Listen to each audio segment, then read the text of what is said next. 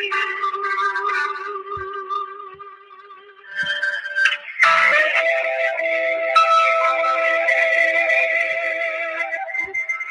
be so free.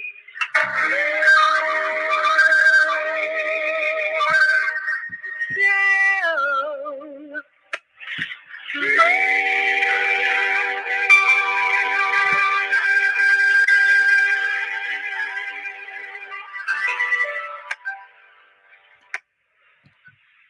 Alhamdulillahi Rabbil Alameen wa Bismillahir Rahmanir Rahim wa ashhadu an la ilaha illallah wa ashhadu anna Muhammadan Rasulullah. Dear brothers and sisters, Assalamu alaikum wa rahmatullahi ta'ala wa barakatuh. Thank you for joining us this morning for All Things Human. Alhamdulillah. We just listened to, I'm going to call it about 1/3 of I'm not remembering if it was a Jummah or I think it was a Jummah. 1982. Here in Oakland, and in my archives it just simply says on hypocrites. So inshallah, in the next couple of weeks on our more abbreviated schedule relative to our past, we'll play another half hour of it until we've played it all.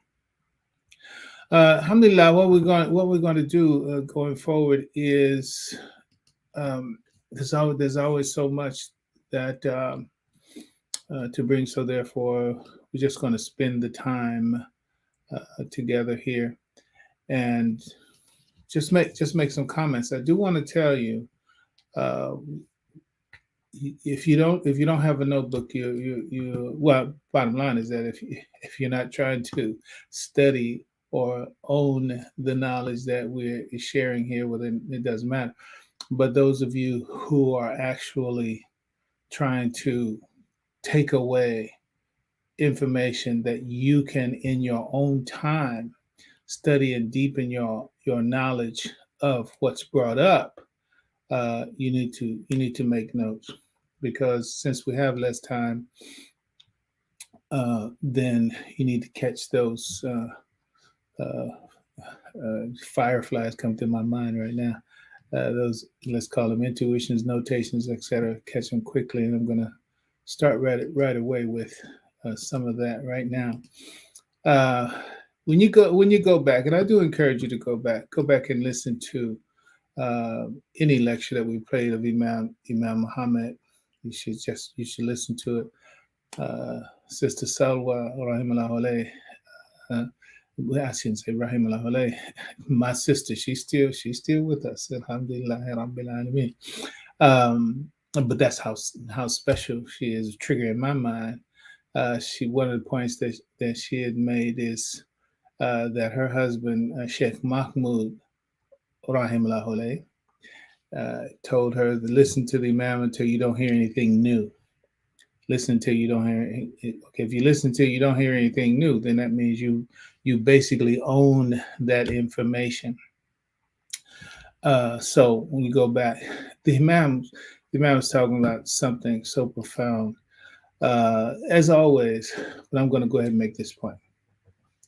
So we're into the notes now. That's all of my prefatory comments. In the Imam's address, when you understand, inshallah, and Allah knows best, when you understand what he was saying there about people that we would, generically call Jacobites, from that history, when you understand what the Imam said about how they deal with history and what makes it into the history and what doesn't make it into the history, when you understand that, then he's telling us that history means culture. Okay, we all have our frame about what is history. So we all have this. Somebody said, well, the history says, and in the Nation of Islam, was the history is best qualified to reward all research, etc. The Yaqub's history, blah blah blah. So we have our, just anybody, not just those of that particular institution. Everybody has their idea of what history is. Uh, and there are many different definitions of it. So I'm saying when you understand what Imam Muhammad said about history as an artifact, as a feature of society, and particularly as it relates to this society, and we should say, of course, the world in which or under which uh, we are operating and living, a matrix, if you will. History means culture. History means culture. So now there's another word.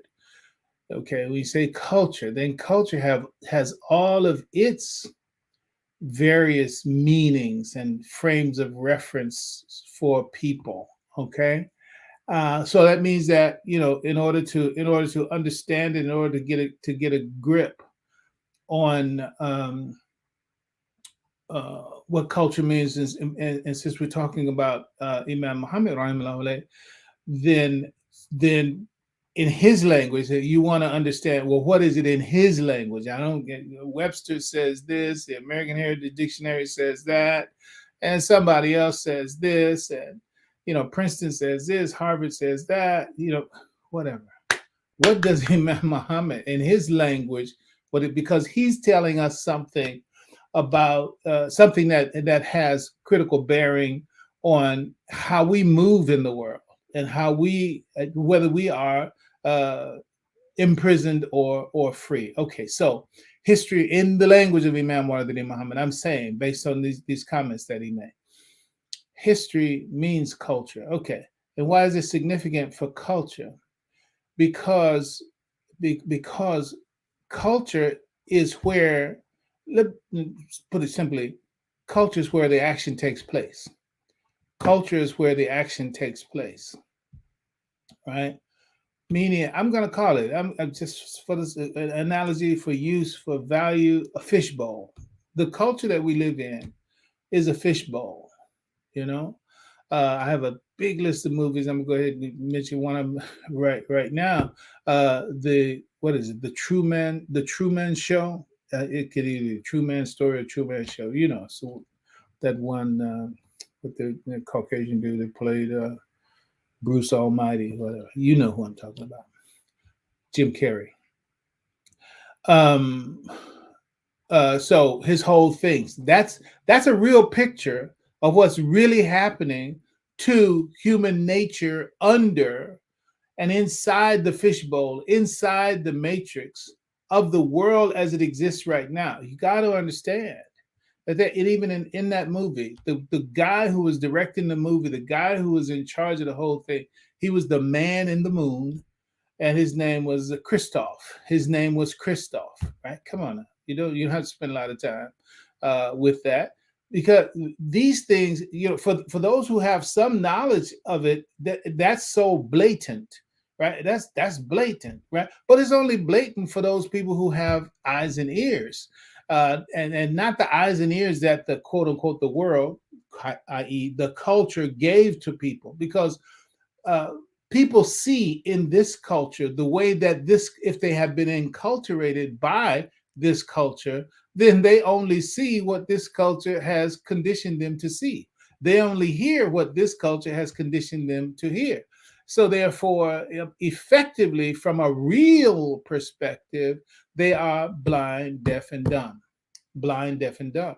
So, if somebody happens to see, it's like, well, you're really not supposed to be seeing. There's another. What is the movie? I believe the movie is Dark City. I'm gonna keep telling. I'll go ahead and mention these movies. Oh, let me go ahead and mention this book too. Make Believe Media. Make Believe Media: The Politics of Entertainment. Make Believe Media: The Politics of Entertainment. The author is Michael J. Parente. So some of what I'm talking about, you can see that from the political perspective. Alhamdulillah Rabbil Alameen, we have the students of Imam Muhammad. We have an entirely different set of eyes, set of ears, what have you, mashallah, sense of smell. So mashallah. So in terms of, so those who have been enculturated, so the Truman Show, Christoph in the Moon, directing everything, Jim Carrey's character believed that he was a totally free person. But no, you live in a fishbowl, and there are those who are seeing your life as entertainment, and there are those who are enriching their lives on your life, and you're not even in control of your own life. You don't even know what your life is. This is the reality of the world that we live in right now. The vast majority of the people in the society are sleepwalking. Are sleepwalking. So let's move on. So history means culture. For these, really they're Satans who are operating this way, and it means a scheme that governs the life of the people, a scheme that governs the life of the people. You see, Christoph. So we have the Christophs in our lives, and in this world, and this world, we think, and essentially what the Imam is saying. You think that what happens in the world, it happens without. It happens naturally. You think, oh well, it's just things just happen that way. Yeah. There's another book, None Dare Call It Conspiracy. None dare call it conspiracy. It talks about that. If anything that happens politically is orchestrated, it's not. There's no accidents. It's orchestrated. Okay. Uh, and okay. So it's a scheme that governs the life of the people. So the Imam said about what he said in the piece that we listened to. Some of you might know what he's talking about. Well, there's a piece that we played before we come to my Facebook people, my YouTube people, on Blog Talk Radio. We on Wednesdays we play a portion of some lecture of Imam Muhammad, and most of my commentary usually follows after that. So the Imam was saying that these people, what they lay down, what finds its way into the history books. When you look at China, you look at Russia, look at that. See, in America, they will show you, well, look what they're doing, look what they're doing. But they're doing the same thing here in America. You talk about the bamboo curtain for China and the iron curtain for quote unquote Russia. Well, it's the electronic curtain for us here. So the idea is that the people who are quote unquote governing the culture, the Christophs of our world, what they're also doing, so that is going on in the educational system, the textbooks that find their way into the classroom, the curriculum that finds its way into the different tiers of education, they are all designed to reinforce the cultural design idea and destiny for as intended by the Christophs of this world. I'm using that. Okay, so they wind up, making history books, right? So making history books. So they make the history books. So certain things are included in history, certain things are not included. The summer of love, is it called? This thing that's out right now, Netflix, also in some theaters, of what was going on in Harlem. The Harlem Festival was going on at the same time that Woodstock was going on. I mean, come on. Woodstock, everybody knows about Woodstock, but nobody effectively knew about outside of Harlem, by and large, knew about the summer of soul. I'm sorry, don't lynch me. Maybe summer of love, summer of soul, summer of love. Maybe that's the white folks then. Let me go ahead and straighten my hand on that one. Let's see. I'm not looking at any other. Maybe somebody's typed it in. Okay, it's called The True Man Show. What is that? That thing is it Summer of Soul or Summer of Love? What is it? Summer of Soul. Yeah, Summer of Soul. Yeah, 50 years. 50 years. That thing was in the can. And in the can, meaning that it was done, packaged up, etc., and stored away in somebody's warehouse, and is about to be destroyed effectively. Okay, so that's something that didn't make it into the quote unquote the larger scheme of the history books of this world until now, recently. So powerful. So the idea is the control and the management of history through the control and the management of culture. And this is how you make history. Listen, just listen.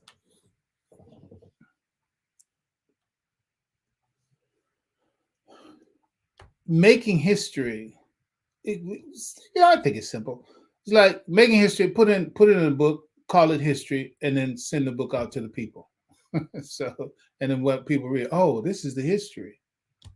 No, that's not the history. That's what they're telling you is the history. But then, since you say this is the history, then this becomes a part of the culture because that becomes the way of that. This is one of the things that people were pushing back against. I can't think of it right now. So the point is that that's the way that the culture is managed. The way that the culture is managed is by creating history and effectively constructing a history by including certain things in the record and not including other things in the record. So therefore the record becomes what the people who edited the content says that it was, right? So what gets built up in that process is what's called history, but it's all been edited and constructed and built up, and as the imam said, is designed to keep a certain pattern, right? When so that the people who are doing this editing, right, meaning including and excluding certain things, they have a template. They have a schema, a scheme, yeah, but a schema, meaning that it has to fit this pattern. So, which means whatever it's like. So I have this virtual. All the dots haven't been connected, but this pattern has to be filled out in order for us to keep the message that we want after our death. After our death, right? Because once you inherit that job at that level, your job is to read the past pattern, keep that pattern structured, but draw from what's happening in your time. You draw from real circumstances happening in your time, and then you include them where they fit in the pattern of history that would keep the cycle that's been going on for generations, more than generations. We're talking thousands of years. Yes, thousands of years. Wallahi, wallahi, wallahi. Okay, that's what we oftentimes don't have time to tell. But it's simple. Exodus, go to Exodus, borrowing the Jews from the people of Egypt in order to plunder them. That's what Moses told them to do before they left on the Exodus. And that knowledge has been used from, even if we just use that as a time frame, it's been used at least from since that time. That's what the picture gives us. When I say that's what that's the fact, but I'm saying you have that as a picture in scripture, which is a roadmap, a recipe, a blueprint, an algorithm, blah, blah. That's history, right? Which when you've been enlightened about what is the value of this particular type of knowledge in this particular picture, what's the value of it in real time, in your time, etc., then there's a whole class of people, a group of people, no matter how limited, who are educated into what I'm talking to you about. I'm talking, Imam told us 40 years ago. What I'm talking to you right now, what I'm trying to make clear, the Imam said 40, he was giving this up 40 years ago. And how much of it do we understand 40 years later? But the point is that that history has been going on. So therefore, I'm trying to get us to understand is that there are the elite who have their view on society and the world and world events, etc., And they have also the blueprint, which is the historic pattern that holds the knowledge of how we, the elite, maintain our elite position. So our job is to scan the society and the events and the developments, etc., and pull out and amplify or place in the pattern that which reinforces the pattern. You know, it's like a mosaic.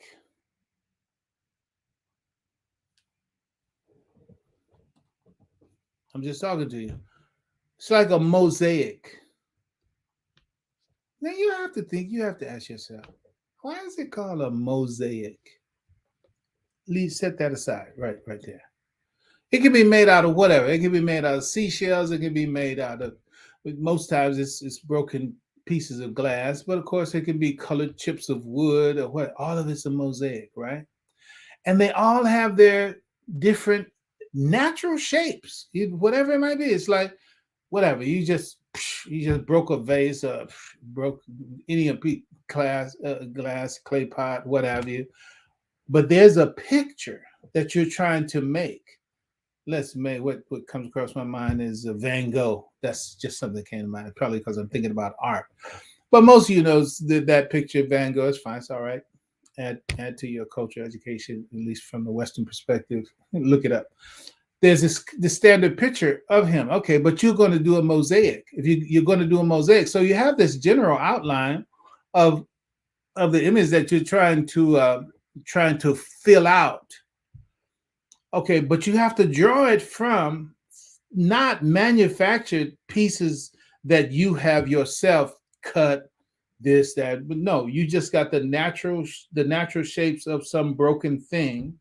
But okay, now it's time to do the shadow on his eye, and now it's time to do the lobe on his ear, and now it's time to do his beard, this and that. Okay, so you reach into this pile of seemingly random material, and you find the one that fits and that would bring the perspective to that particular part of the picture that you're trying to flesh out. That's how people make history and culture for this world. And then those who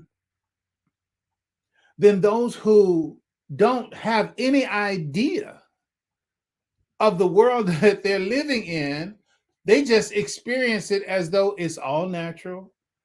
That's the way, that's the truth. You know, media never lies. That's reality. And that's the hypnotic effect on the people, quote unquote, subject to the culture, who have no capacity for questioning the culture and who get acculturated, and their frame of reference, their thinking, their perceptions are all now governed by this actually synthetic, manufactured, artificial culture and history that has been played before them or laid before them and fed to them in such a way that it feels to them all natural, when in fact you have been artificially constructed by a culture that was itself constructed by people who have their own direction, motivation, intention, and pattern that they're trying to flesh out and guide those who don't have no knowledge of it, like mice in a maze. I'm just telling you. Okay. So Imam Muhammad, he says it. This is 1980. What I'm talking about right now, this is stuff 40 years old. You gotta ask yourself, and how much do we understand? The Imam said in his book, As the Light Shineth from the East, he says the cultural trends in America reveal the satanic operation of manipulative principle covertly operating in the culture, influencing the cultural thinking. By the operation of such covert principle, the culture swings in pendulum from oppressive states to liberal states, bringing us a taste of good times followed by a taste of hell, near the bottom of the arc in the pendulum swoop, social chaos, and aberrant morality. This operation deceives the moral and rational vision in the common public and deny all Americans the freedom our nation proclaims. All right, brother and sister, listen. The swing from Barack Hussein Obama to Donald J. Trump, that's all on the pendulum. That's all on the pendulum. That's all on the pendulum. So you can get caught up in that. You can get caught up in that. Then you may as well just just think about a grandfather clock. Think about you just sitting on that pendulum, and you just. It's like if you don't recognize that, man, this is somebody else's drama that's being played out on stage. Hamilton in real time. I'm just honestly, listen. This is me. This could be just my ignorance, no doubt. It's like, I mean, what the heck? I mean, well, Hamilton. Why is that? Why is that? Was there such a big? Maybe somebody's got an explanation for it, but I'm really not looking for it. The point is, it is those same people who make popular whatever they want to make popular, and they make it popular as a part of as a part of the blueprint. They say it's time for something like this. Whatever it might be, Hamilton could be just some principle that needs to be operating at a given time based on the recipe that the elite have. So, okay, so now let's do, what are we going to have? Okay, let's do, okay. Why don't we do the thing about Hamilton? Blah, blah, blah. So there's something behind it, brother and sister. There's something behind it. I don't know, and I don't have time to look for it. The point is that why that thing, which is so irrelevant, come on now. If you're honest with yourself, you know that thing is irrelevant to you. What? But if it's that popular, it has relevance. Now, it depends on what kind of work, what level of work you're doing it for, as far as culture and society is concerned, and the work we're talking about, you'd have to dig into it and find out. Okay, well, why is that so important right now, and how does it relate to the history, and how does it relate to that the destiny of the schemers? Right? Because that's what we're watching. Not just watching, but we're operating in order to make advancements in the presence of the overall scheme. All right. So if you have some idea of what we're saying, that how history is artificial, I think that's another important way to take it and understand it right now. The history that this world gives you, it's artificial. Don't look at the history that this world gives you and say that that's really the history. No. And so let's move up. We're gonna close up. I'll read a statement from her name is Lauren Greenfield. Greenfield, one word though. Lauren Greenfield. And her publication, I think it's also a movie, a video documentary or something like that. Generation Wealth. Generation Wealth. This is a quote from that piece.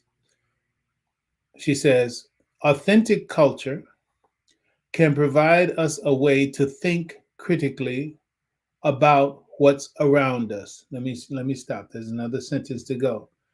But that's the big point. Think critically about what's around us. Think critically about what's around us. Right? She says, my work is about having a way to deconstruct the culture. That is the matrix. You got to, what is this? What is that really? It's like I talk about a Star Trek episode. It's called I've climbed to the top of the mountain, I've touched the sky. It's about an old man, everybody called him crazy, etc. But then he went up and he touched the sky, and he discovered the fact that everybody was thinking that they were living on a planet, when in fact it was a giant spaceship that was designed to save the people from their dying planet. But nobody gets, just like the Truman Show, right? Thanks, Dr. Straw. The Truman Show is like they go up there and he went up to the top and touched him. Oh, he's your old crazy old man, blah blah blah, right? But the point is that he found the boundaries of what people thought was the real world is not a real world. Same way with that movie, The Matrix. Okay, well, it's the same way for us. It's like you have to be able to deconstruct this culture. If you can't deconstruct this culture, then you are like a mouse in a maze. You're like a fish in a fishbowl. You're not a true man. You're not a human being in the design of Allah subhanahu wa ta'ala. Let me finish her quote. She says, my work is about having a way to deconstruct the culture around us so we can kind of see the matrix that we're in and hopefully have a little agency over it.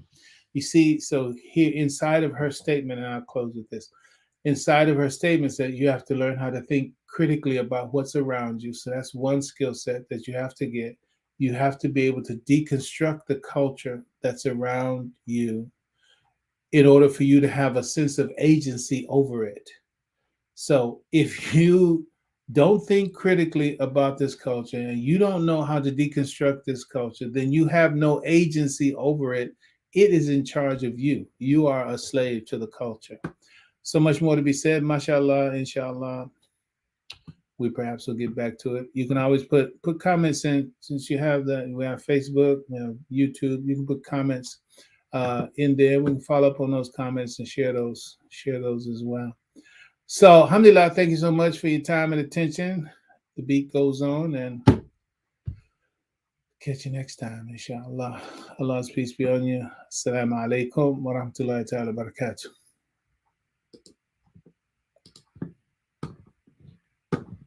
Thank you for using Blog Talk Radio. Goodbye.